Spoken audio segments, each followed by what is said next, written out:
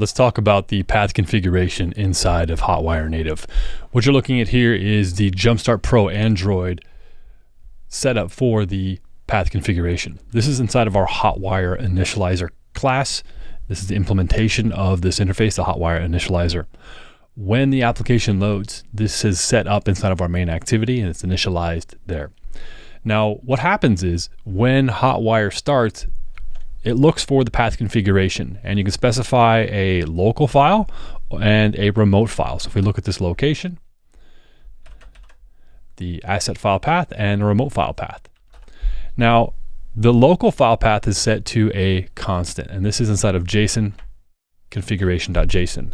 This is located inside of the assets JSON configuration.json file. And if we look inside of here, let's walk through these options. Here we have a settings block, which states that screenshots should be enabled. This allows for easy transition, so it looks like things are traveling back and forth. It gives the perception that things are happening faster than they might actually be in Hotwire. So it helps with some user experience perspective. We can register with an account, requiring that when someone's registering, they have to register with an account. So this is a true or false option that you can enable. We can also require authentication. So when the app starts, does it require authentication to even use it? So it's set to false here. Next are the tabs. These are the tabs that are actually present in the application itself. And these are going to be the native tabs that we see in the screen. Next, we have the actual path configuration rules. And this is an array of rules that are going to be interpreted by Hotwire Native to figure out what fragment should be shown, or if it should just load the actual regular web view inside of one of the existing fragments. And so by default, we have basically all patterns are matching. This is a default context. We're going to load automatically into the web fragment here. Now, back inside of our main activity, inside of Hotwire Initializer, we set the default fragment destination to be the web fragment. So what this will do is, for every single page it encounters, it will then give it to the web fragment for it to use the browser session that it has to load. We enable pull to refresh here, so if the user does a pull to refresh, it'll use the native refresh and then we'll reload the web page.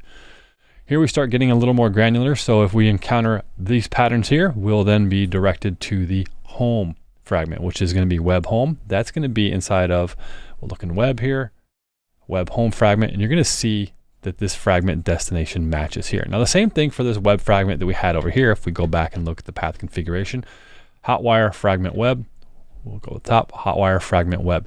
These are the path URIs that match that Hotwire is trying to look for. And what it's saying is, hey, if I encounter this, well then this is the URI that you should be looking to load. And then what it'll do is it'll find that destination here and load that URI, that fragment. So here we're going to replace the root if we are in the home page. So it's going to replace the actual fragment itself. Next, we're going to get down to a little bit more granular structure. So if we encounter a new route, an edit route, we encounter the sign in or sign up route, in that case, we want to use a modal fragment. And so we have the web modal fragment that will be used. This will be automatically loaded for the actual modals themselves. And then pull to refresh will be enabled is false. So there's no pull to refresh on it because we are in a modal context. Now, lastly, we have started getting into the custom implementations. What this says is, hey, anytime this pattern is found, which is /reset app, then we want you to show the fragment that's at this reset app destination. And so if we go up into our routing package, you'll see a reset app fragment. This is a native Android fragment that is run. And what this means is that anytime the website, and it's loaded inside of the Hotwire native app, encounters the route reset app, it will load this fragment. So if we go up to the actual web page and we go to localhost 3000 and we look at the routes for this, we'll see that we have a reset app route right here, reset app. And when this is encountered, this fragment will be loaded because it is set up in this path configuration. All this is telling Hotwire, when you find this route, send it to this path URI here, which matches this one here. Now, please note, you do have to have these registered in Hotwire to say, hey, these can handle it. That is happening in the Hotwire Initializer, which we see down here. The reset app fragment is registered. If I don't register this, Hotwire won't be able to find the path that matches that URI and will not send them to that fragment destination. So please keep that in mind. So when this loads, this fragment is now instantiated. So instead of actually loading the actual URL on the web, it'll then invoke and start this native implementation. And in this native implementation, all the reset app fragment does is reset some state. We will sometimes send the user to the state, maybe perhaps post sign in to verify that they're signed in, which is we do here. Hey, if they're signed in, go ahead and set the login state to logged in. And then we'll get the home URL, reset the current session to clear anything out, and then route them to the destination, which is back to home. So this kind of just a little reset that can be triggered from the web, basically telling the mobile app, hey, go reset anything you need to reset and go from there. And then this actually doesn't show any native components at all because it's automatically redirecting to the destination URL. So in this case, the fragment's going to load quickly. It's going to execute this code. It's going to reset, clean some stuff up, and then automatically it's going to tell the Hotwire Navigator class, hey, why don't you go ahead and route us back to the home URL? And at that point, it's just going to route back to the home URL, and then home URL will load, which if we look at the configuration, will fall into the home URL stuff here. So this is the new home one will load. If we sent it to somewhere else, say we sent it to /foo/bar, then this would pick up and this fragment web, which would be the web fragment, would then take over.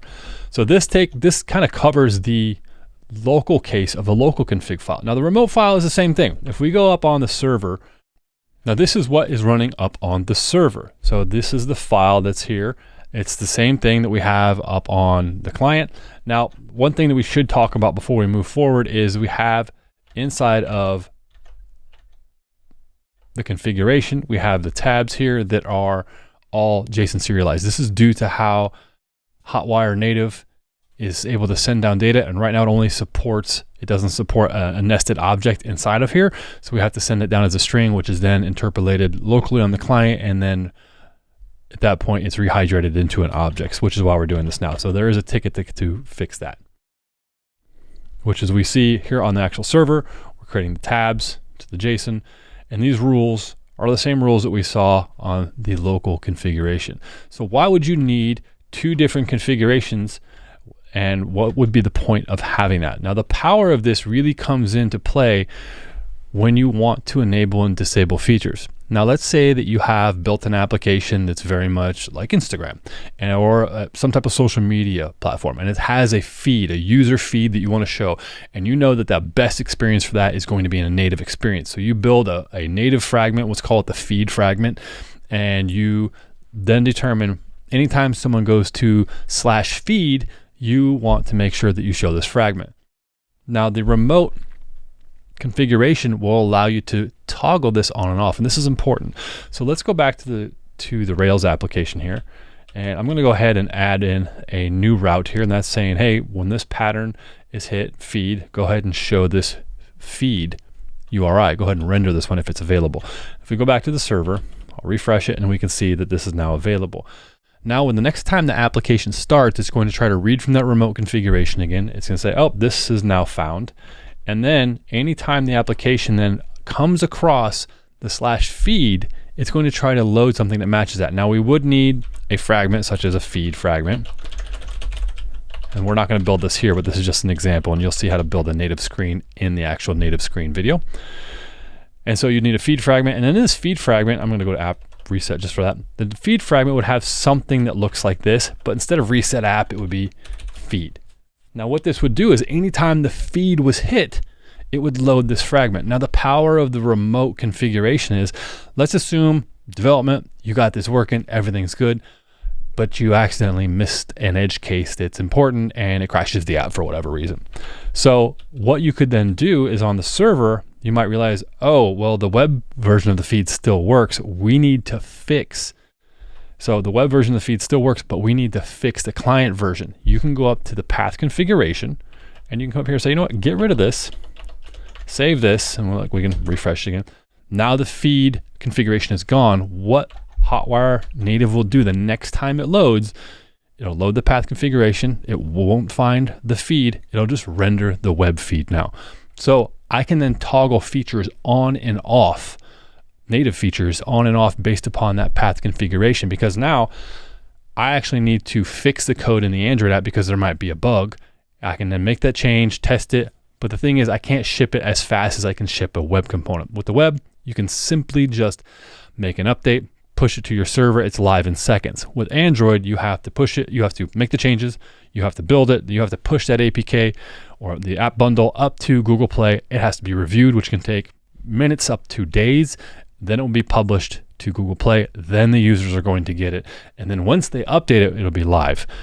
So at that point, it can take multiple days for that to happen. So in the meantime, so your app isn't crashing, you can remove that path configuration. So anytime someone goes to feed, they may not get the native experience. They're going to get the web experience, which may not be perfect, but it will allow them to use the app until you can ship that update. This also allows you to get features up and running, and then you can enable them at a later time. And so one way you could do that is inside of the initializer. Oh, we are in the wrong project. Inside of the Hotwire initializer, you could then test a bunch of stuff that you're working on. If you want to make sure that the server does not override your local development, you can just comment this out while you're developing. It'll then only read from the local configuration file.